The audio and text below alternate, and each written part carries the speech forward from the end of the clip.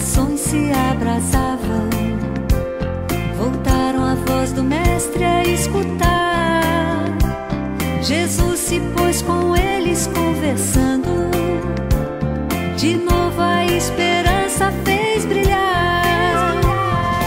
Hoje nós estamos nesta estrada, caminho para o discipulado. Vamos espalhar boa notícia, o Mestre está conosco ao nosso lado. Quando Ele fala e esclarece, quando o Mestre vai partir o pão, se faz o reino, é catequese, é motivo para celebração.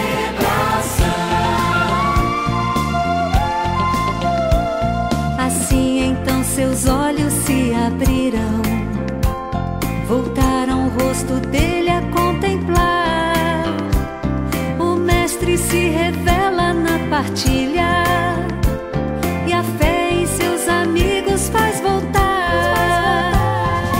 Hoje nós estamos nesta mesa, partilha, vida, força e salvação. Retirar de nós toda a cegueira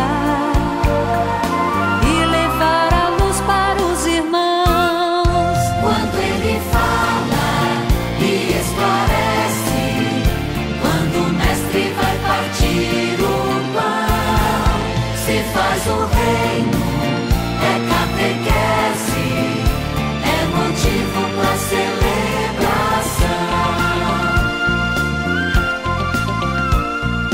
A missão então eles partiram, o que viram foram anunciar.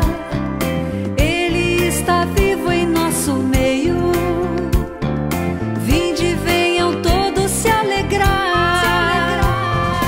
Hoje somos nós os seus discípulos, e esta missão nós acolhemos.